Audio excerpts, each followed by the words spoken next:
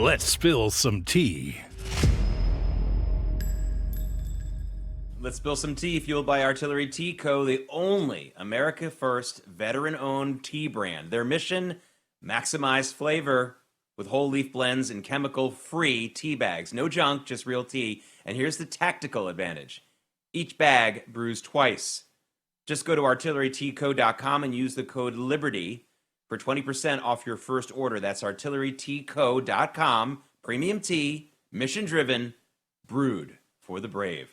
Hey, time to spill some tea, and in the cup today, the left's new low on 9/11. Vice President J.D. Vance is furious with New York City mayoral candidate Zoran Mamdani after Mamdani suggested his aunt's fear of wearing a hijab after 9/11 made her the real victim. By the way, they did some research on this. He doesn't have an aunt who was in New York, and the only aunt we know he does have doesn't wear hijab. Someone should have fact-checked that. I just did. Vance called him out, saying, enough is enough.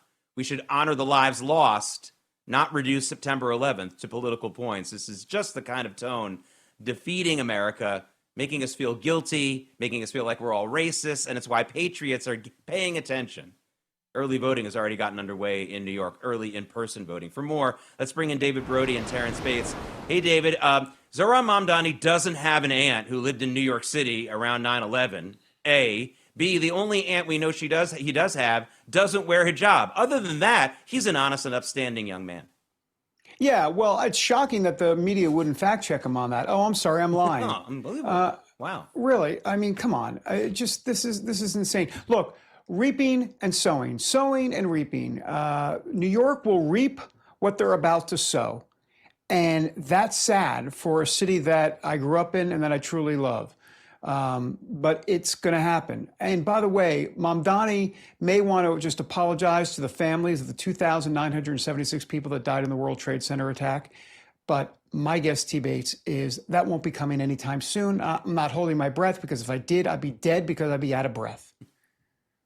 No, I agree with you. I think he does owe those families an apology. It's not going to happen. And I have to admit, and Jake, maybe you have more insight since you live in New York. David, you as well, since you're a New Yorker. But it's still hard for me to fathom that these sorts of comments don't have blowback, that New Yorkers who lived through 9/11 hear these sorts of things and don't say, okay, you know what? Enough is enough. Like, I can't deal with this guy. I'm not going to vote for him. I don't think that's going to happen. I think it's almost a foregone conclusion that he wins this thing. But those sorts of comments are so insensitive and hurtful. It still surprises me that there's no blowback, that there's no impact. Jake, you know, what's kind of the reaction there on the ground? You're there, and so I guess I'm asking you, I'm leaning on you, but I can't imagine that people aren't upset even on the street saying, what is this guy talking about? You know, Terrence, I saw both of the planes fly into the World Trade Center buildings with my own eyes. I didn't need to see them on TV. That was right outside my window. But I got to tell you something, Terrence. I'm an extreme minority when it comes to the population of this area.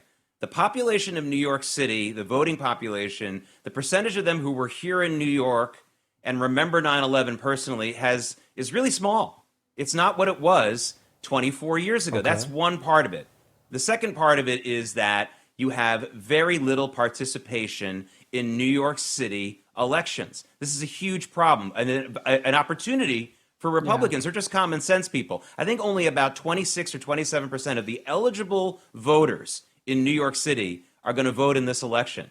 And that's really where the issues are. You got to get some decent turnout. And unlike New Jersey, where we saw a weekend people lining up around the corner to vote for Jack Ciattarelli, I haven't seen any of that here in the New York area at all. None of it.